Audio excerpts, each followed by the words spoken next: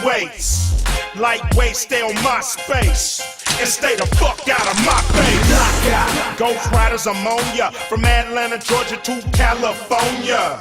This shit can't go no longer, and when I catch ya, I'm a donor. In this life I lead, I feed for currency, get high off weed, collect G's, make my enemies bleed. When you see me, nigga, holler my set and watch them ride outlaw motherfuckers till we die. In this life I lead, feed for currency, get high off weed, collect G's, make my enemies bleed. When you see me, nigga, holler my set and watch them ride outlaw motherfuckers till we die. In this life I lead. Back when Chef Mama used to sell plates, we used to sell bass. I learned to wipe my nose and wipe the prints off the shell case. Don't want no jail case. 3 to 9 standing at Hell's Gate. It's hot and the devil's my cellmate. The game's addictive, I can't stop. It's like I'm chasing that first high, like Betty Crocker baking that first pie. The beef I'm serving is stir fry, swerving on through your urban hurting. Every gate and corner you're working. I'm the bottom line, the school of hard knocks turned into Columbine, and my set is throwing up dollar sign. Some get guap, some get pop. Me, I got a zip like a bubblegum cushion, selling Chris Rock. Nobody move, nobody shot. Meth, I'm in the body shop where you rub me wrong and your body drops. I'm trying to stand on my own too. Get signed to a major, be a franchise player. In this life I lead, I feed for currency, get high off weed, collect G's, make my enemies bleed. When you see me, nigga, holler my set and watch them ride outlaw motherfuckers till we die. In this life I lead, feed for currency, get high off weed, collect G's, make my enemies bleed. When you see me, nigga, holler my set and watch them ride outlaw motherfuckers till we die. Westside. In this life I lead, I feed for currency, get high off weed, collect G's, make my enemies bleed. When you see me, nigga, holler my set and watch them ride outlaw motherfuckers till we die. In this life I lead, feed for currency, get high off weed, collect G's, make my enemies bleed. When you see me, nigga, holler my set and watch them ride outlaw motherfuckers till we die. In this life I lead. This motherfucking life I lead, nigga. You know what time it is. West Side, Death Row, Dog Pound, everybody go. This motherfucking life I lead. Shit. Hella motherfucking roadblocks and crooked cops. We still ride though. West Side. All day, every day, all day, every day, all day, every day, all day, every day. Call it Pac's revenge, call it Pac's revenge, call it Pac's revenge, call it Pac's revenge.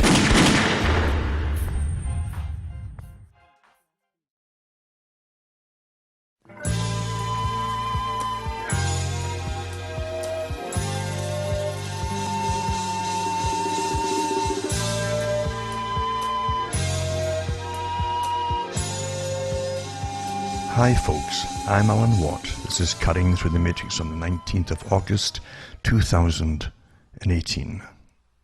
I should remind most listeners out there to remember that I have books and discs for sale, and that helps me take along and it helps me to pay for the websites and so on.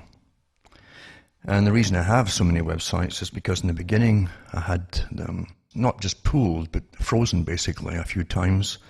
And the claim at that time, years ago, was that they only had a set amount of hard disk space, even though, of course, that wasn't in any agreement at the time. They applied it later on.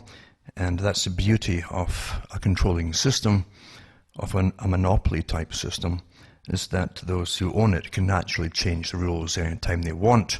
And if you look at any fine detail, that's exactly what they do. They change it without your permission because you have no rights in this system. I don't know if people really sit and think about it, that with the availability of so much technological data serving systems and data transmission systems, there's a tendency to think that somehow you're on a roll and you can do what you want. Of course, nothing is further from the truth. You're living in a very carefully controlled system. And I wrote about that in the 1990s, and gave talks in it too, that the internet really would be a massive data collection system, eventually going into a unnecessary system when even your banking will be taken away from you eventually in a cashless society. And then you'll be punished, of course, if you don't conform, because the whole system you're in today is conformity, if you haven't figured it out. As I say, I've written about it before, I've talked about it so many times, using data from the proper sources. In fact, it's not guesswork here. And the ability to connect the dots, you might say, as well. data, and too much data, as part of the technique which they wrote about. I'm talking about the big controlling agencies of the world. They said they would give lots of data out and overwhelm the public until they couldn't remember anything. And you wouldn't remember anything. That way they could constantly change reality for you. That way they could give you global freezing, for instance, in the 1960s, and they churned out the books about the coming ice age by the same people who eventually churned out books about the coming fried egg planet type stage, which we're in now, of course. Same people, same panels, before they changed the names of the panels, to do with population control and management, and how would you get the people to give up their rights and freedoms and allow themselves to be managed by professionals. Well, it's all been done quite some time ago. In fact, you'd be under professional management. Even your thoughts and your opinions are under professional management, and your governments are really on the lower end of the totem pole in this day and age, believe it or not. That's a fact. I might go into it sometime, but I like to mention, as I say, that remember, you can help me take along here by the books and discs that I have, and you'll help me just make it through. You can also donate as well at cuttingthroughthematrix.com, and look at the site there for the other sites I've got in case any of them start going down. And that way you'll have a list to choose from, and hopefully some will stay up.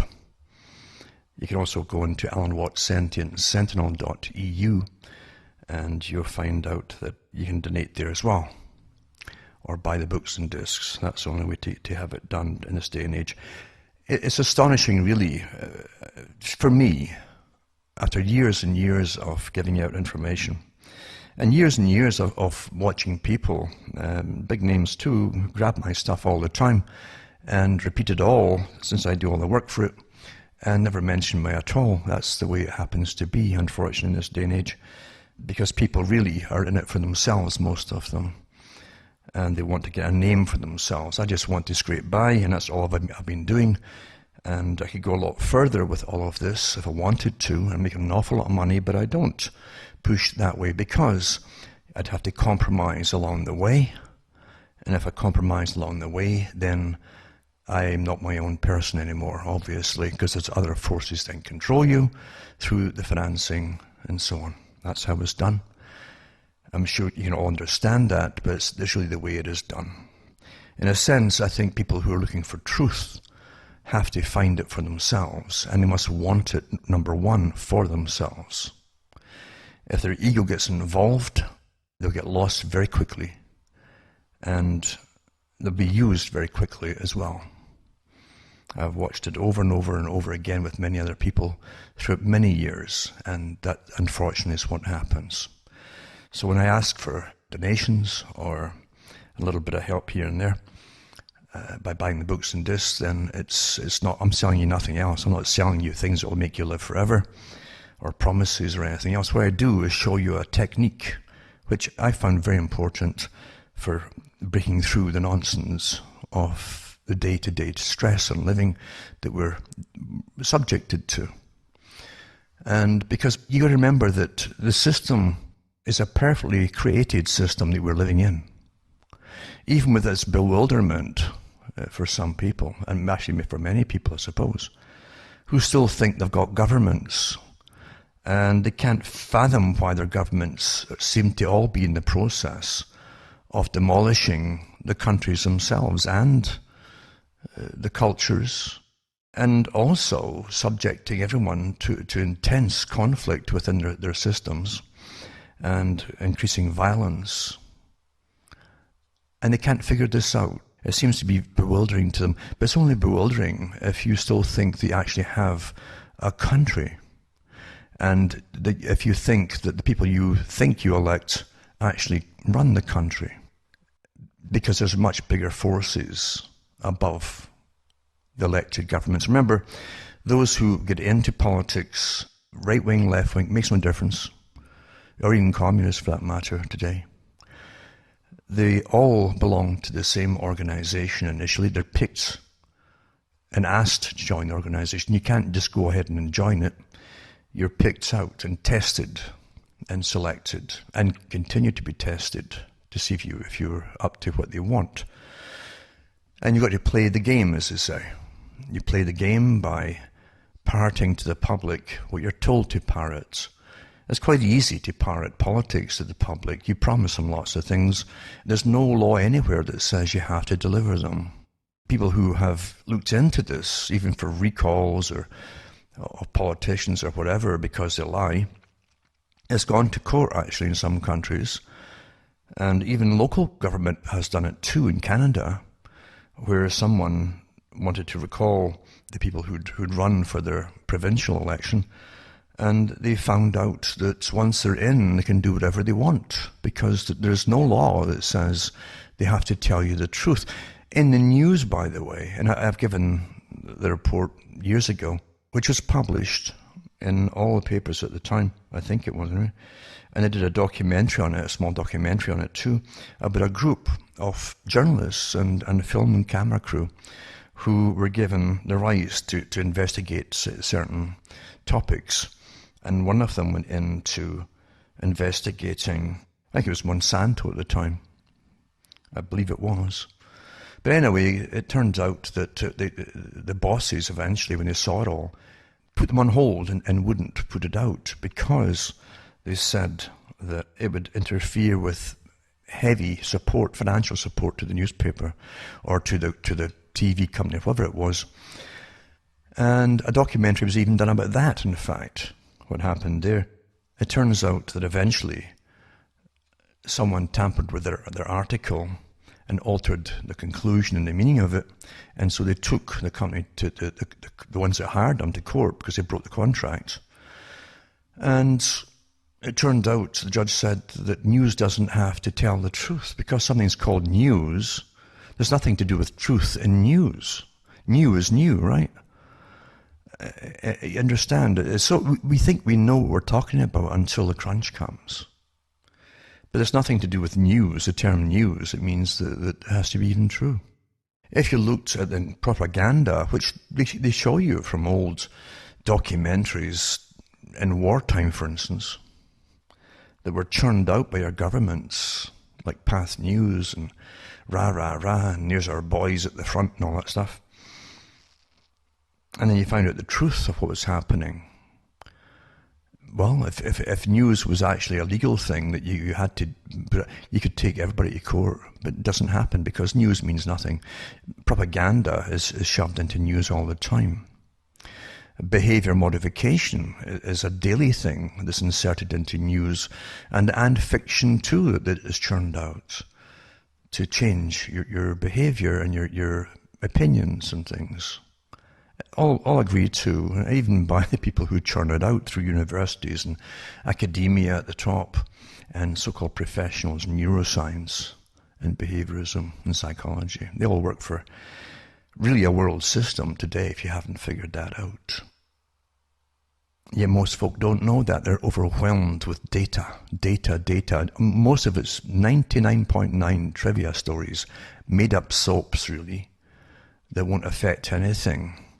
They're just like bubblegum to waste your time. And don't matter at all to anything. But that stuff that's, if you read a newspaper today, is like tabloid, they should call it tabloid trash at one time. And that's through most papers today. Even the stuff that's churned out on supposedly serious topics is often complete nonsense. Or trivia, or irrelevant in the long run of things. And to look at anything today, you have to look at it in a non-linear fashion. If you're completely linear, you've been trained to think in a linear fashion. It's like mathematics. 2 + 2 + 2, and so on. That's how you've been trained to think, in a sense. But to get truth in life, you have to be able to go all over the shop at once and then connect the dots. And then you realize that, well, all these dots are connecting, and it's not quite linear, but there's definitely a connection here. And that's when you dig into it and find out what really has been happening and why it's happening in that way. We're managed pretty well perfectly today. I've gone through all the different old stuff, really, about nudging people along the internet and how they nudge you to look at what they want you to see on any topic. They'll nudge you to this article as opposed to other articles, for instance. It's very, very controlled. And they'll nudge you into, well, if you looked at that, then other folk also looked at this. So they want you to be like other folk, as they say. And you take their word, well, that's what other folk... No, they didn't. Maybe they did eventually, because they're all giving the same message as you. People who looked at this, also looked at that. And that's how they get you to have a particular opinion on something, or divert you off the topic altogether. It happens every day to thousands, maybe millions of people across the world. Even talking about the censorship, for instance, to do with the Chinese system. Now, China, I remember, and I gave talks in the 90s about this, and the early 2000s, about China was set up from all the top newspapers. I didn't make it up, didn't dream it up, and the television, like British television and so on. They talked about China being the model state for the world. The United Nations kept declaring it too. That means that everything in China is what they wanted the world to copy.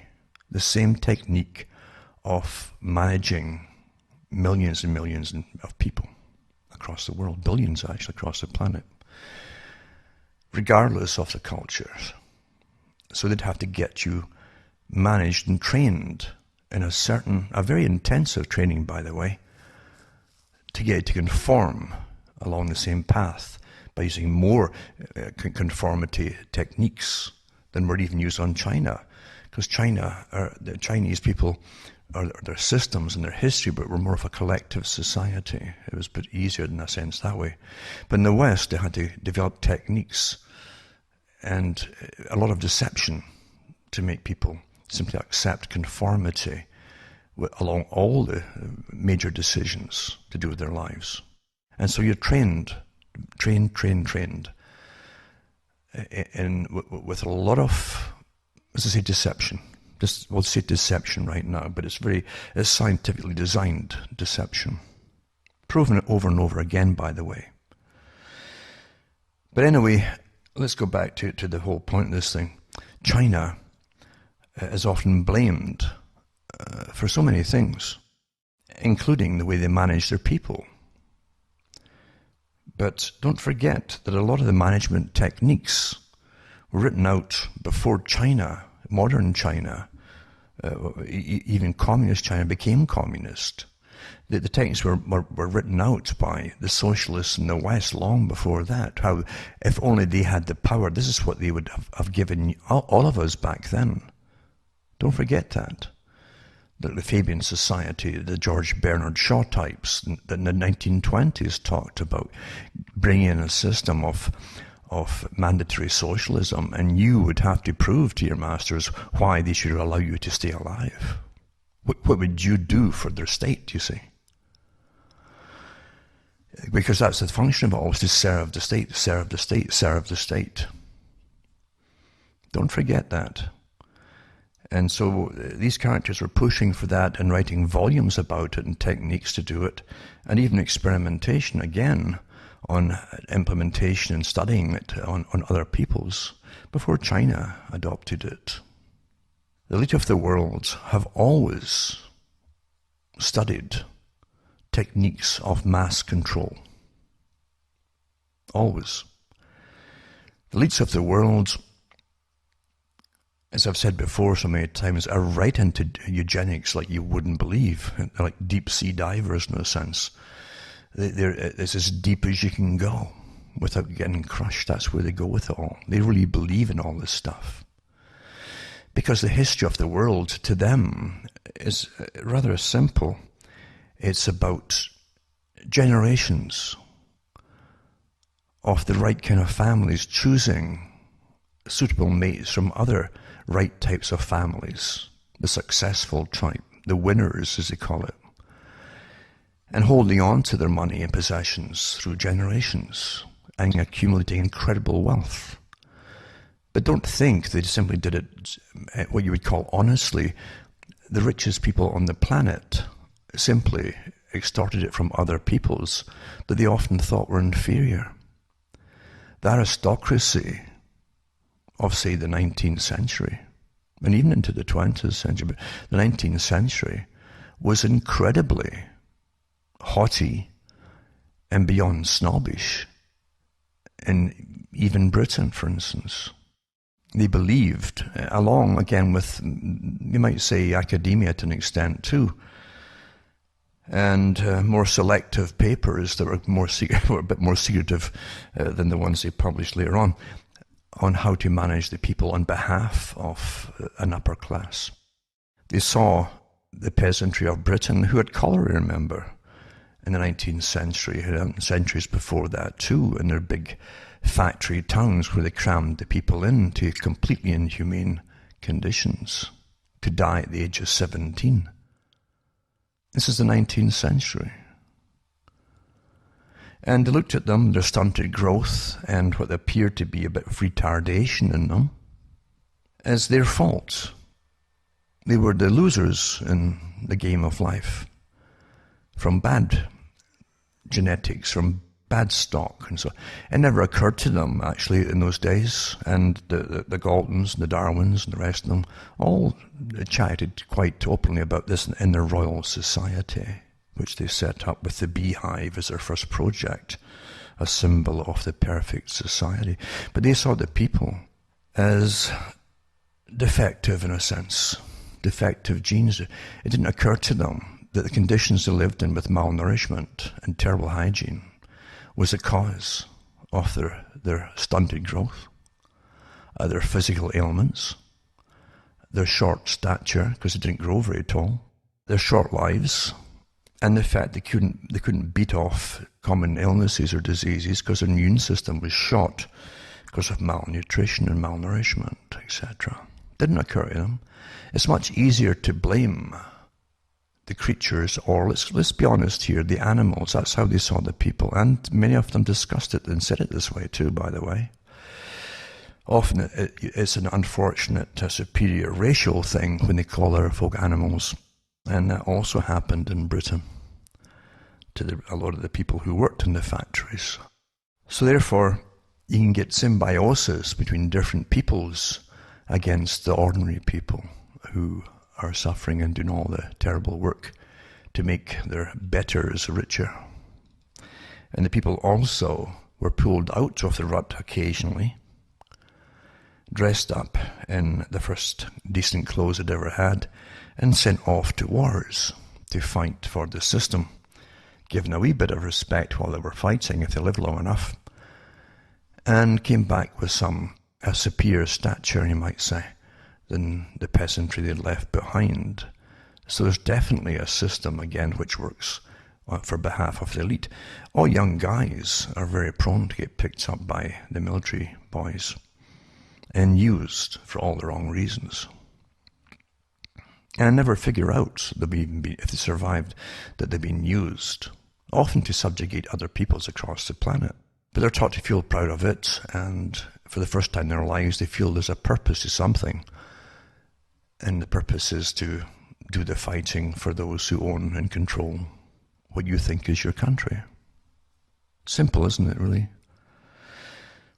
But we live in an abuse system. I've always said this. It's an abuse system. It's based on abuse. And today, I'd say that more than ever, it's an abusive system, even though its techniques are more psychological. But it's still all pervasive. It's around you everywhere. Everything you look at, for every bad training you get, all your entertainment, every newscast you hear from the big boys, television or radio, is so managed. Some in countries more incredibly so than others. It's very blatant. It's worse than way worse than the old Soviet Union radio used to be. Way worse than that. And I know way more about it too. I've studied it intensely, but I won't go into it in detail here. But the thing is, most folk will never figure this out. With incredible boasting about the system that would come into play, which we're in, with the incredible releases of information and articles from science and so on, telling you how far they've got with eugenics, for instance. Bits and bytes that go through most folks' heads, if at all, without even temporarily sticking on the way in and out. Because again, they're overloaded with data and information. Most of it, as I say, is irrelevant. But from the old talks I used to give about eugenics, and give you examples of movies that had it in it, for instance, like Gattaca, and many others, of course. Then you see the articles coming out about improving the species again by taking out the bad genes, the defective genes, as they call it, and putting in the right genes, which is in the movie too, but there's articles there. I'll put some up tonight, some of the links up tonight about tampering and altering the genetics of society, all for the common good, you understand. Which by that they mean making it easier to control a generation born that way, and conceived and altered that way, into a brave new world. So they can serve better the elite, who won't need as much management then once they've put all the rebellious genes that you might have, or even the inquisitive genes you might have, just remove them out of the way and try and keep you still functional and productive on behalf of your owners, and things perhaps will be okay. If you look at the history, as I say, of the world, and how every country that was what was called imperialist would go out to create its empire by using generally the poor folk from the countries as cannon fodder, but they'd also often recruit people within those countries who also had nothing and gave them the uniform so they could subjugate their own people. And it's tragic how abuse can be trained into people who should know better. But everyone succumbs to it and says, oh, well, I'm getting paid for it, and now I'm different, I'm superior, I'm wearing this uniform. And then go off and round up your own people and beat them, or line them up for firing squads and shoot them. So the abused become the abusers right down to the present day. It's easier with young guys, as I say, who have a natural tribal instinct in them to go off with the gang and fight and survive, they hope. It's easier before because men take ages to grow up, basically, or mature. And everything is set against that too, because you're not meant to become mature. They want you to be a perpetual child in the system. But if you look at the amount of movies, and again, never mind all the war games and Xbox that they've churned out, train them to just be addicted to the idea of killing people in order for all the wars that they had lined up for the 90s into the present day. It didn't happen by chance. It takes a lot of preparation getting folk ready and generation getting ready before they're even born. Prepare for all. How do you indoctrinate them? How do you make them good fighters, or they want to go off and fight without much of a reason? Well, it's quite simple. You give them lots of entertainment, so they want to belong to the group who are fighting to save each other. That's how it's always presented that way. But in reality, they're out subjugating another people, and they have no right to be there in the first place. Again, George Orwell knew this very well in 1984, his book, when he had the new terminology. And that's what we have today, the new terminology. We don't have soldiers, we have peacekeepers who have hand grenades and rifles and bayonets and knives and so on. But we don't call them so. No, we call them peacekeepers as they go to invade. Oh, sorry, keep the peace in some other country. The warping is throughout everything. Everything. Just like Orwell had the Ministry of Love, who tortured people. Well, we have them, and it's called extraordinary rendition. They just whisk you off for torture in some other place. They're not torturing, you're rendering. You're getting rendered somewhere, you see. And people get promotions and little medals for torturing people in the most brutal way. Even though they'll still show you old World War II propaganda movies, fictional movies, and they always bring in the Geneva Convention on the rights of the prisoners and so on. But no one mentions that kind of stuff today, do they? Because it's your own countries that are behind this. You're not supposed to really think too deeply. In fact, it can become unhealthy to think very deeply in this day and age. When I'm on the phone with people, I often get cut off now when certain topics come up, and just the word boom, the phone line goes dead. So you know you've got some third party intervening here and listening in, of course. And of course it can also be computerized as well, with the Echelon program and the words, etc., etc. But also I found out even a week ago, talking to someone in the States, that the phone went quiet and I realized he wasn't talking. And I mentioned it a few times and still no answer. And I hung up the phone. Now when you put a phone in its cradle and pick it up again, you should get the dial tone. There was no dial tone. I picked up a few times, no dial tone. I looked at the phone, checked all the rest of it. And about 2 minutes later, again no dial tone, he comes back on the phone again. So there had been another party there that had the connection still engaged between myself and the person I was talking to. You get these little telltale things. And a lot of us are just studied to have curiosity. We're all studied, actually, all of us. And you're all given your little nudges along certain paths on how to think about things, talk about things, or believe in things. And even to make you think that perhaps that all your opinions about certain topics that seemed so positive before, and you being right about things, could be wrong. They even give out articles from psychology once in a while, and studies that they're doing on that very topic, how to change people's opinions constantly. They're doing this and testing us all. And they've been doing that kind of thing from about the 1950s onwards pretty regularly with surveys, but now it's simple with the internet and monitoring us all. And they know what makes you change your mind, and peer conformity, right down to testing and giving you what seems to be peers, like classrooms, for instance. I think Solomon Asch at one point did a test, and they call it the Asch test, conformity test.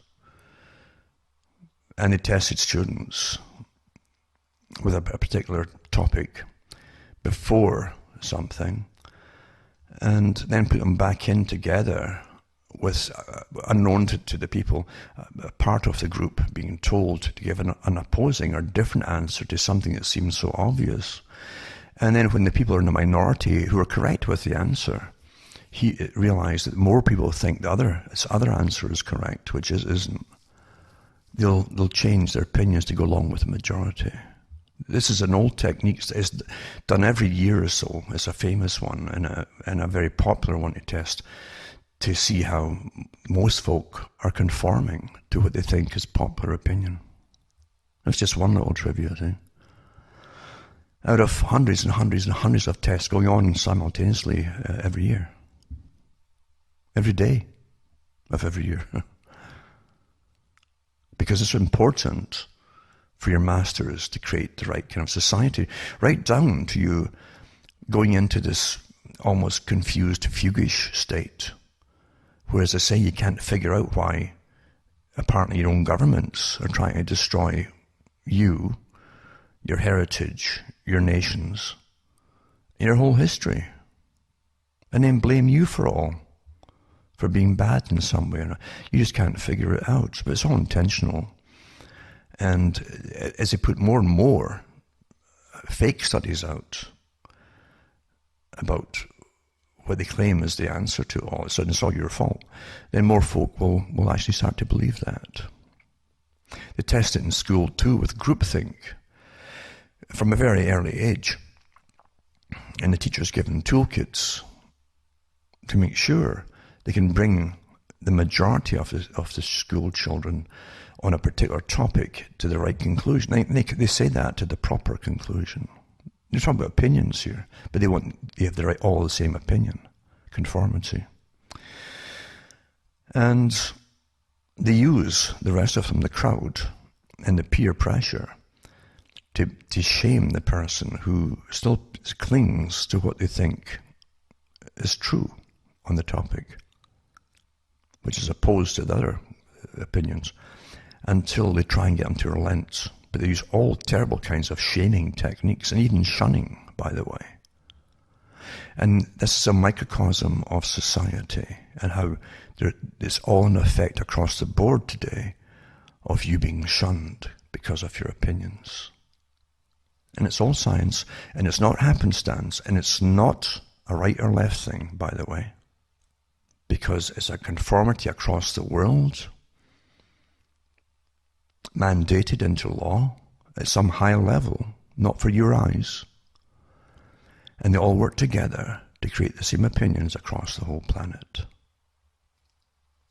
And it's massive. It's a massive organization. And it uses the internet naturally. And internet, don't forget, with the big servers and everything, that's all part of the military-industrial complex from the beginning. And they have access to it all. And they have lots of universities working on different areas of the internet to help create or maintain or even improve conformity of opinion and behavior and ideas. What you're in is a scientifically designed, almost perfect nightmare. And it truly is an abusive war upon thinking people on your mind, because it will tolerate no dissenting opinions or alternate opinions on most topics. They're giving out what you're supposed to think, and they're becoming, and they even use that now. That's unacceptable. Whatever it is unacceptable, and as though that itself is going to explain it all. You see, that just saying the term, that's unacceptable, or that won't be tolerated, because unacceptable. Nothing to do with whatever you're saying being correct. You're being given religion. This is a form which is well understood with religion, on conformity and heresy. If you don't understand that, this is where it all came from. That they studied how people behave and go along and survive together. And they're simply religion gave you a better excuse as to why you did or didn't do certain things. And most of it was common sense, actually. But this system is simply using terminology that's unacceptable, as though you are an oddball. That's the impression it's supposed to give you for thinking what you think. And this unacceptability is supposedly being used like a legality to shut you up, or have you shunned, or locked out of society. Very old idea, planned a long time before the internet came along for the general population. Bertrand Russell talks about it. Lord Bertrand Russell, the so-called philosopher, there was a big part of planning the changes of culture that would be implemented step by step, right up to the present day. Part of the planning team, Lord Bertrand Russell, who also believed in using socialism to implement it all, because socialism is a much more effective form of forcing conformity on behalf of those who rule. And Russell said the same thing, that eventually techniques will be found to make you, force you, coerce you into compliance, such as giving everyone, as an example, money from the state. on the communistic methods, where that's what supposedly the state paid everyone. And if you didn't go along with something, or you'd said something that was unacceptable, heretical, you might say, then they would withhold your funding for the week or the month, and you couldn't pay your rent, and you couldn't save up your credits from the state. They simply would disappear and be replaced with the same number every couple of weeks or a month. And here you are being censored from what? Participating in society. Very interesting, isn't it? As they keep telling you, you're a free society, but here's the rules, and here you must conform to this and this and this. Well, that's not a free society. That's not free speech at all. No. Free speech is exactly that, it's free speech. And it's got nothing to do with what you believe, or if it's nice, or it's not nice, or it's bad. Nothing to do with that. You simply don't look at it or just ignore it if you don't like it. That's free speech. So you're in a controlled society, in a controlled system in this day and age. Now, I've talked about eugenics for the last few weeks in a sense, because it's awfully important. It all ties in together, including the whole global warming thing, remember. And for those who get caught up in the hype, we do go through phases of cooling and heating, normally down through the edges. And in between what they call ice edges, you have warming edges where the ice disappears. Then you go back in the ice ages again. Otherwise, you'd have a continuous ice age, or an ice age would never have occurred in the first place, and you would have been cooked from the beginning. Well done, you might say. But you don't. Now the scientists know this, and the IPCC, the so-called International Panel on Climate Change, that no one votes for, of course, because there's nothing in the system that's democratic. Any more democratic than the Council on Foreign Relations drafting up the free trade agreements, along with the Royal Institute for International Affairs, all private. And moving all your factories onto third world countries and using cheap labour across there instead of the cheap labour back home, because they get more profits, astonishing profit, with the cheapest labour. Not a new idea. The same people gave you the same kind of thing in the 19th century, and they started importing cotton and having it made actually in other countries that were even cheaper than Britain, for instance. They had lots of weavers in Britain, big trade. And the owners decided they would have it made in India and it would be even cheaper, so they get bigger profit off it. And they put all the people back home out of work. And of course it caused riots in the streets at one point. And the military were turned on the people, not for the first time. That's the reality of your history. And for those of those who actually control and who believe they own you. Quite something. Now, I mentioned this article here. It's actually a PDF that came out of Georgetown University, I think it was. And it's on population engineering. Very interesting article, but not so unusual in academia, where our tax money has them studying all of us on behalf of our betters. And this is population engineering and the fight against climate change.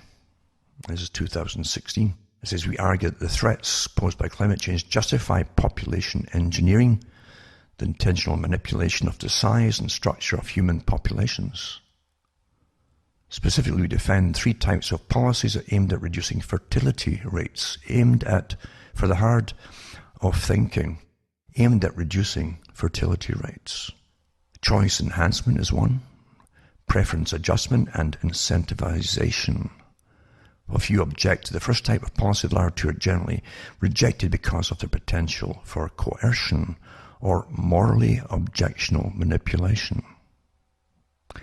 We argue that forms of each policy type are pragmatically and morally justified. Let's say it again, Choice enhancement, number 2, preference adjustment and incentivization. While few object to the first type of policy, the latter two are generally rejected because of their potential for coercion or morally objectionable manipulation. So they argue that the forms of each policy type are pragmatically and morally justified, perhaps even required tools for preventing the harm and the harms of global climate change. See, they're blaming you for all the global change. Nothing to do with the planet. Nothing to do with your disinterest from the sun, etc. in different phases and different. We go through cycles of this. India has got a fantastic history of the planet, actually. Go back far further than most folk.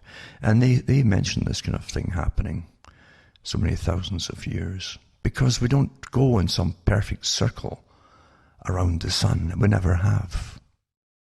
And they've always wanted to have the population cut. And it's no coincidence that the Western countries have been going sterile for a long time now. And it really isn't. You got to get out of this idea of coincidence theory. The big boys want, they get, and the general population will always make excuses. Well, they'd never do that. It's like HARP with the technology and standing wave technology, which they tested all through the 90s pretty openly. And you could see the standing wave results that they were causing, a big superheating atmosphere. It's almost like a standing wave of heat, you might say. And how they could even alter the jet stream and take clouds away from an area. And that naturally meant bring them into another area. So you get flooding around it. And you get in the center this very dry as a bone type of heat wave, which we've had here in Ontario.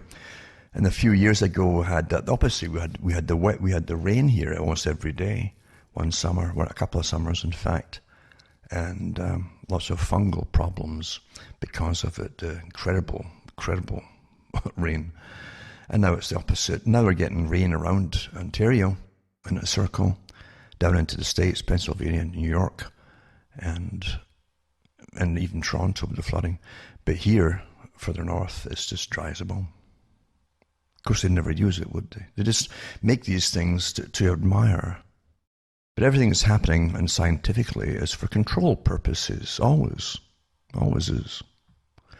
I remember the Club of Rome said they were given the task of finding reasons for taking over and destroying the old system of people having rights and all that, and having to accept that their betters, the educated elites, would control them on behalf of the dominant minority of financiers, etc.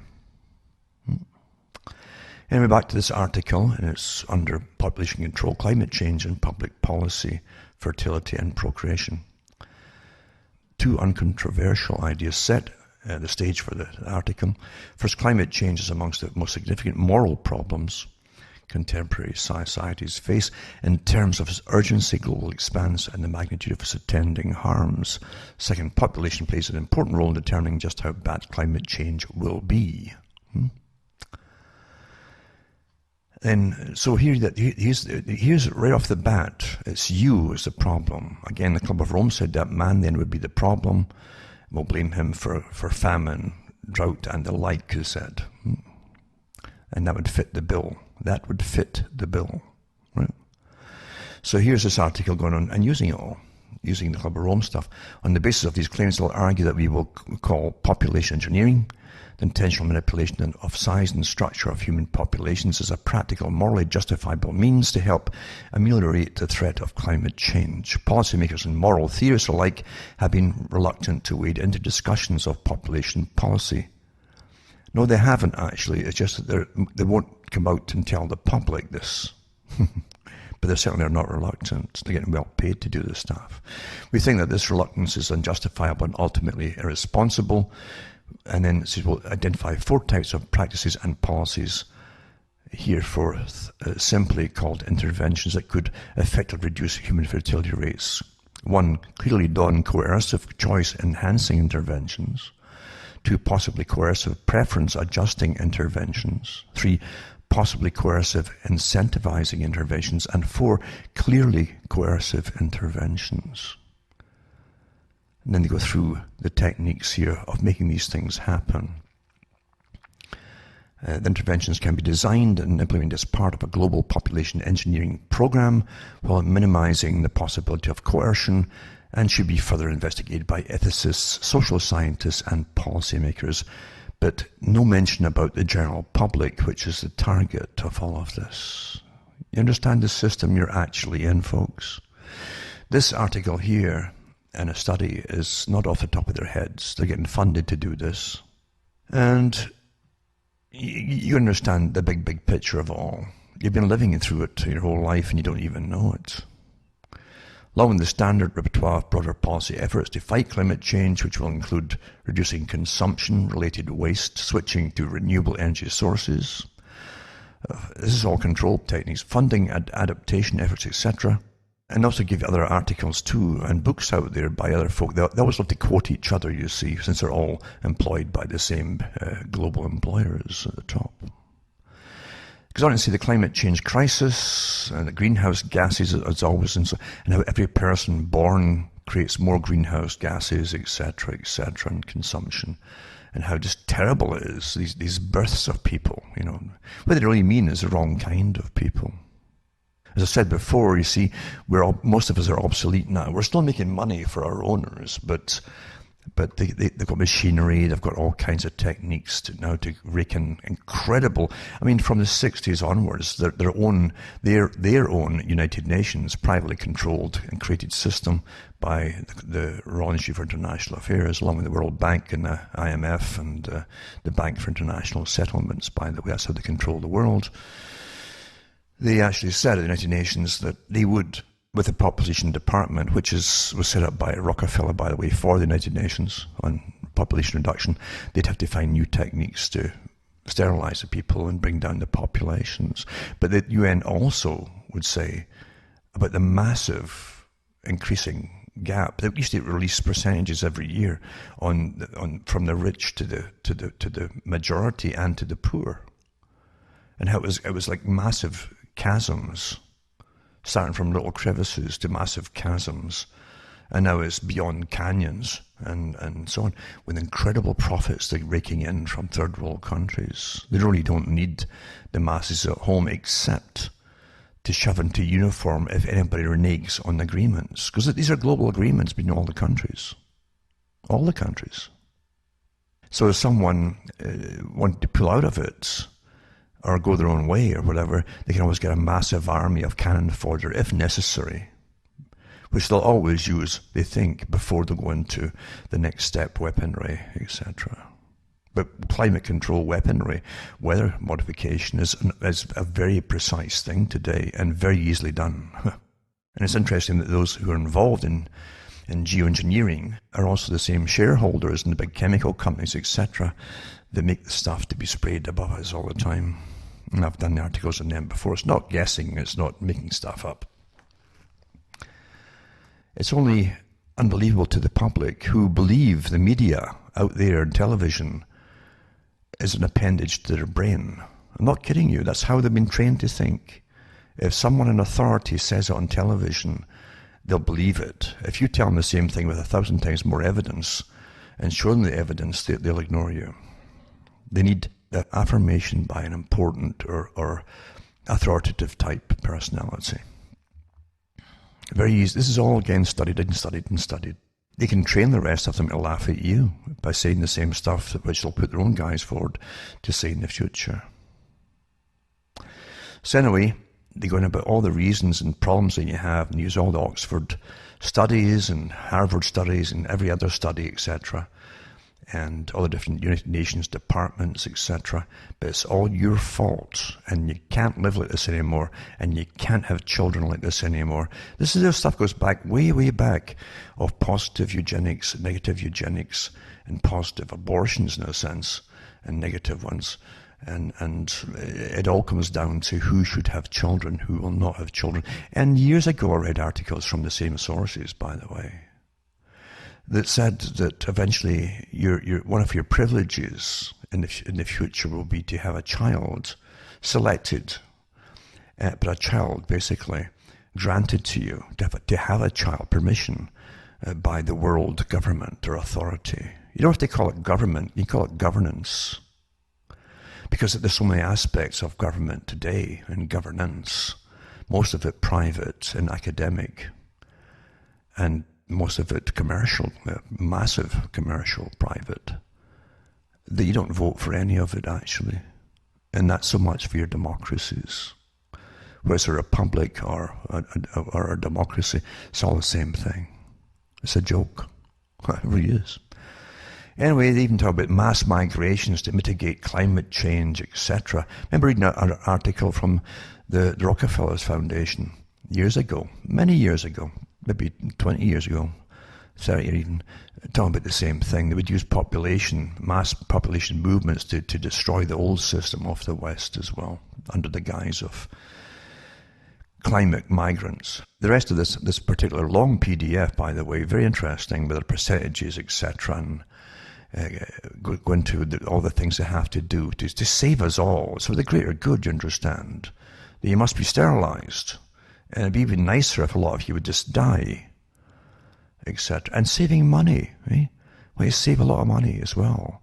And that's, of course, why you've always, and for every person you kill with assisted suicide, as they like to call it now, they're all doing the same thing. It's all that money they can save and the carbon they can cut out by killing the old folk off and then killing the fetus in the womb so it doesn't get a chance to become to add to the greenhouse gas, etc. Yep. You better really sit and think about the system that's on top of you, dominating you, that's indoctrinated you, that's brainwashed you. You better think about it, because this is not made up stuff, folks. This is only one article of many, and it's pretty tame in a sense. Some of them are rather more vicious. Also going to put up one on monopolies. Monopolies are coercive too, aren't they? They can stop you getting what you need medically. Here's an article of Norwegian hepatitis C patients wait for treatment due to medicine monopoly. And how the money they rake in, as remember they were pushing drugs for years and years through pop and rock and all the rest of it. And once the folk get all their addictions and how cool it was to be, to inject yourself with what stars would inject themselves with and so on. Eh? Then you get diseases, and then they make a massive amount of money off you. A 12-week course of the drug Epiclusa medicine, it's called, in Norway, is 540,000 kroner, which is about 57,000 euros. A 12-week course, right? But some of them managed to get it from India, the same medication, I think it was, for a fraction of that, something like 800 kroner or something. Yeah, 800 euros in Bangladesh, actually. 800 euros. But in their own country, it would cost 57,000 euros. You talk about monopoly and plundering the people. This is your carryings. Get out your head about this. I don't mean the people who are bad, who work in hot. No. The ordinary staff are decent, good people. But the system you're living in is eugenics and greed orientated. And also this other article too, eugenics is generally associated with socialism, etc.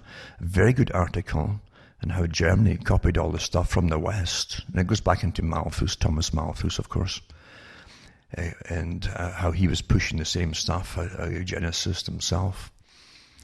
And they hated the ordinary poor people, thinking they're all, as I say, they're all basically retarded. And they're so disgusting because of the system that made the people small, weak, and their brains didn't even develop properly through malnourishment. And they blamed the people for it instead of the system that they forced the people into. Terrible human trait, that, isn't it? I'll put that up as well. I guess next week I'll do a lot more on... See, people have asked me about the books. I've got other books sitting waiting in the wings and I haven't put them out because as soon as I do, I guarantee you, bigger companies grab the stuff I do and shove it into their books. Again, I had someone in the American Authors Society who told me about there were folks who made their money off books. And all the information, and all the leads and so on, and all the work was done by me. They took it all from all my talks, thousands and thousands of talks and lectures. And they just shoved it in books and sold it under their names, and I got not a penny. So I really thought about it. I was like, well, all I can really do is put out the information, really, and an audible form through what I'm doing here. And maybe, I don't know, maybe for a kick the bucket, I'll publish more stuff and put it out there. But it's sad. I expect enemies to do it, meaning those who control the world system. They'll always jump in, naturally, to try and either discredit someone's information or bend it off into outer space until it's ridiculed. But I also have people who thank me from all over the planet for helping them understand what's really happening and helping them hopefully keep on a hold of their sanity and, more importantly, their humanity. Because this is an incredibly inhumane system, truly inhumane, where they talk about the vast majority of the people, even those who think they've got some credentials up there in the degree department. And as Julian Huxley said, many of them who help us will also be for, basically, he didn't see the chopping block, but he said they were lumped in with the rest that are really expendable. You have to start thinking for yourself and have patience with those who are further along with their indoctrination, because they can't help it. It's only pure luck in a sense. There's something active in you that helped you see through things and then go exploring and not get waylaid by all the traps out there into absurdities, which are fascinating, mind you, but absurdities nonetheless. And if you can hold on to your sanity and start using your mind and don't get overwhelmed with useless data, be very selective, then you can stop bashing your own brain, trying to quiet it down with your drugs or alcohol or something, because it's not your fault. You have this inquisitiveness, this little thing in you that makes you ask questions and look for the answers. It's a gift. It's a gift. It can seem like a curse at times in a society. They'll notice you and really come against you, because we are in the scientific management system. Really, it's almost overwhelming today. But anyway, that's all for tonight. So I'm Alan Watt, and I'm from Ontario, Canada, at the moment anyway. And it's good night. May your God or your gods go with you.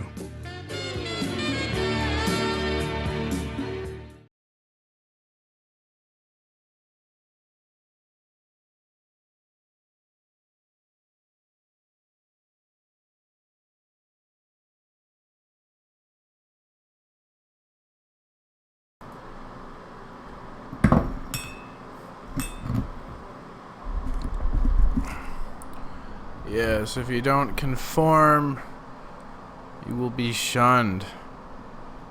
Because people are indoctrinated at this point so heavily that they will identify any individual and attack them because, you know, they're not a part of the frickin' groupthink.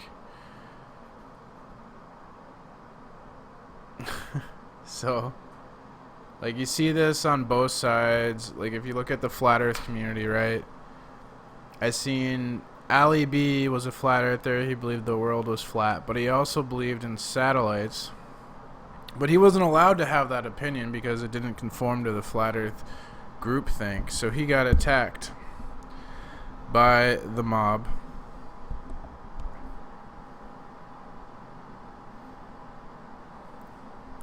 And it happens on the baller side too. If you're a ball earther and you believe in any conspiracy, you'll be mocked and ridiculed and shunned. Like me, I have been shunned from the Ball Earth Discord server because I don't think it's right to sit there all day and call Debbie and Spurs whores and sluts and fucking cunts. You know, I just don't think that's very productive. And I don't agree, and I do believe in conspiracies. And when I bring up conspiracies to those fucks, you know, I'm quoting books that the fucking elite themselves write. and they get frustrated. Like, literally, these ball earthers act just like flat earthers. When the ball earthers try and present information to the flat earthers, and the flat earthers, like, ignore it. That's how these ball earthers act towards me if I try to present them information about, say, how education is indoctrination or something. They will, just, laugh, mock me, ridicule me, shun me. It doesn't matter that I have all the evidence in the world to support any claim I make, because they don't care about evidence. They just, they literally shut their fucking brain off, watch the fucking TV, and, I could say something to them, they won't fucking listen to me. But if someone on TV says the exact same fucking thing, just like Alan Watts says, they'll fucking believe it. It's fucking pathetic, man. It's really frustrating and boring living in a society with a bunch of fucking hive-minded group thinkers.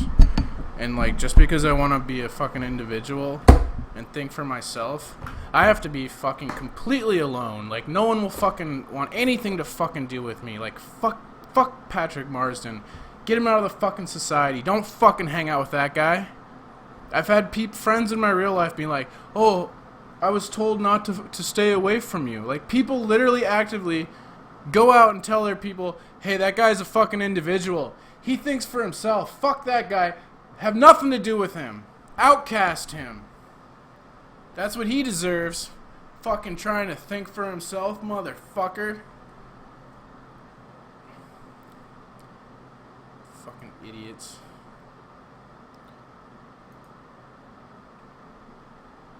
So, I've been thinking about how Nathan, his original format wasn't very popular. If you go back and watch Nathan's earlier shows, he was actually trying to be sort of unbiased and fair to the Ball Earth side, and it was mostly Ball Earthers coming on the show.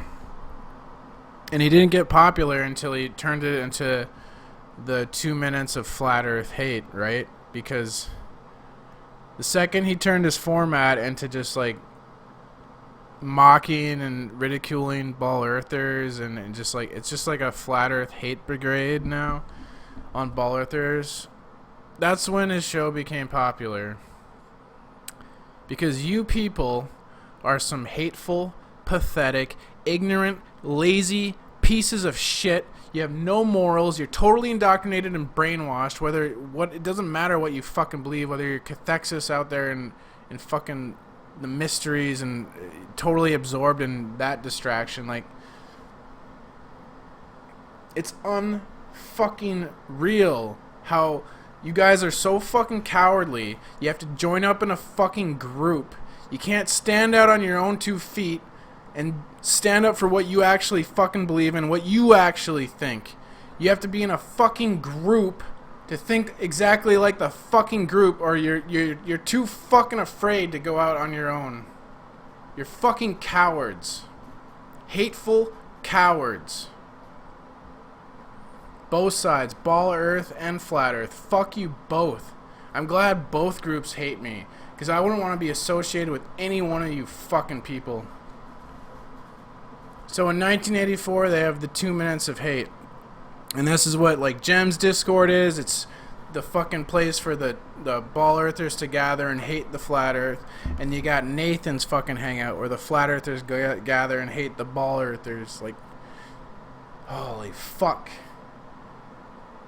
How can no one see? How am I the only one who fucking sees what's happening? Okay, so the horrible thing about the 2 minutes of hate was not that one was obliged to act a part, but that was impossible to avoid joining in. Within 30 seconds, any pretense was always unnecessary. A hideous ecstasy of fear and vindictiveness, a desire to kill, to torture, to smash faces in with a sledgehammer seemed to flow through the whole group of people like an electric current, turning one even against one's will into a grimacing, screaming lunatic. And yet, The rage that one felt was an abstract, undirected emotion which could be switched from one object to another like the flame of a blow lamp. The fuck? Hello? Hello? Fuck you.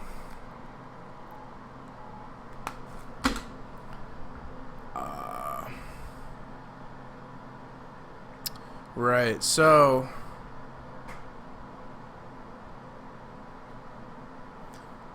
yeah, it's like I guess this like fucking hate is contagious, right? According to George Orwell in the book 1984. So it is addicting. Like I get fucking into it too, and then like it's like I want to fucking hate both of you, both sides, for being fucking stupid.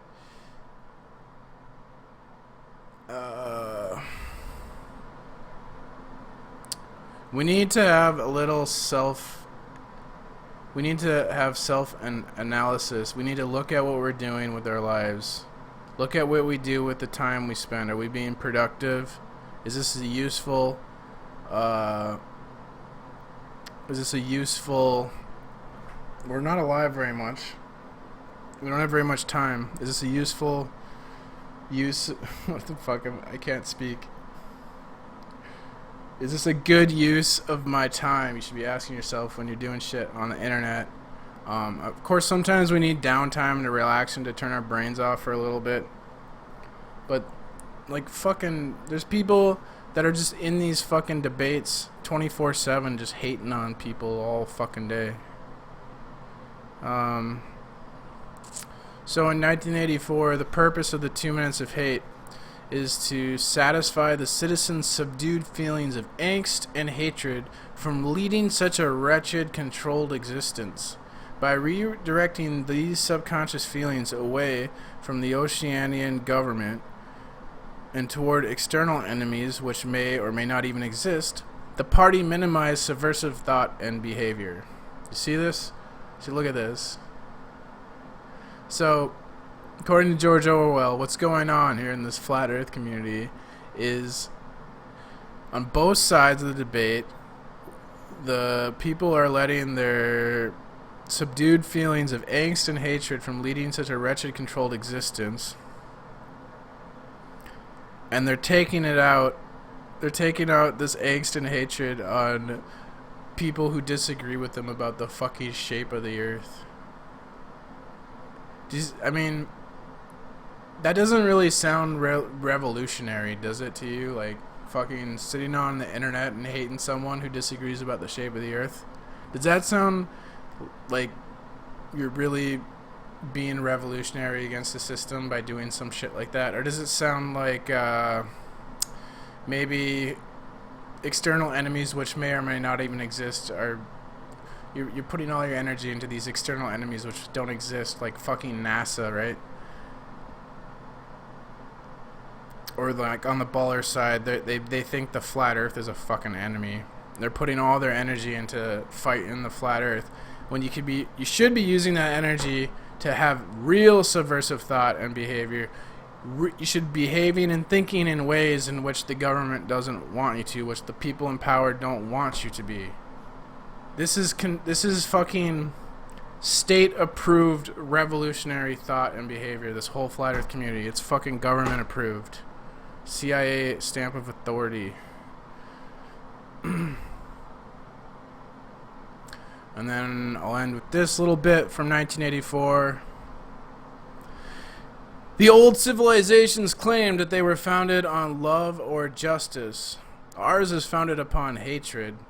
In our world, there will be no emotions except fear, rage, triumph, and self-abasement. Everything else we shall destroy. Everything. Already we are breaking down the habits of thought which have survived from before the revolution. We have cut the links between child and parent, between man, and between man and woman. No one dares trust a wife or child or friend any longer. But in the future, there will be no wives and no friends. Children will be taken from their mothers at birth, as one takes eggs from a hen. The sex instinct will be eradicated. Procreation will be an annual formality, like the renewal of a ration card. We shall abolish the orgasm. Kind of hard to think of that today, because currently they're using this like promiscuity and sex as a distraction. We're all too busy trying to fuck and like be worried about who's fucking who to pay attention to what's actually fucking happening in the world. Like we're literally more interested in sex than in the fact that we're horribly enslaved. The financial system's a fucking joke, people. Like, these people at the top of the financial system, they have so much fucking money. Like, you'd have to work. What was it if you were like making like 40,000? I forget the statistic. Like, if you're making like 40. Shit, I should look this up. These people have so much money. Like, there's no realistic hope of you actually like competing with them. They've been controlling the game for years. It's a rigged game, right? So why play a rigged fucking game? Like, why do you want to play? Why do you want to join the rat race to get ahead of what? You're never gonna get ahead. It's a rigged game. There's no winning. There's no winning this game. The best thing you can do is be an individual and take your mind, take your spirit back from them, take your body back from them, and don't work for them. Just fucking figure out a way to, I don't know, I figured out my own way. I don't have to work. I don't have to do shit. Don't work for these people. Do what you fucking want to do with your life. Spend your time the way you want to spend it. Don't be fucking wasting your whole life trying to pay these fucking bills and make other people happy and shit. Live for yourself. But here, I mean, what the quote I just read is just totally where we are right now. No one dares trust a wife or a child or a friend any longer. We're totally in that's totally happened right now. We have MGTOW, all these men that they don't want to get married because the courts are unfair, and like if there's a divorce that happens, which happens often, the women get the children, the women get more money. It like totally fucks the men over. And so the MGTOW, we now have a MGTOW movement because men don't trust women. I don't trust friends. Like, every friend I've had, it's like they're just trying to fuck my girlfriend or fucking whatever. Like, I think having friends, I've had very few friends in my life. I think it's pretty fucking useless. Like, I don't trust fucking anyone. And then here it says children will be taken from their mothers at birth as one takes an egg. I think that's coming in the future, and the sex instinct being eradicated, that's gonna come. I think this is coming in the future. We're gonna be these these worker bee drones that don't have sex and just fucking work. That's what we're gonna be. It's totally under fucking heavy mind control. They've used the beehive symbolism, and that's their symbolism for their fucking perfect society. They want these sexless worker drones. That's why males don't really matter in our society. It's more women are actually a higher class of human now than the man, because the women they control the the birth, all that. So they have more value to the tribe. They create more. They can create more worker bees.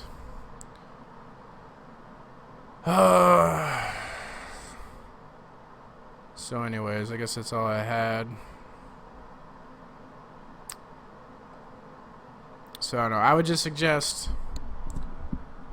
working hard on yourself, get healthy, get your mind right, get your money right, and you still got time, you're still alive, and fucking take that time back for yourself. Don't be, at least, I'm always gonna be a peasant, we're always gonna be slaves, but at least be a little bit of trouble for the system. Don't be just like a fucking pushover ass bitch.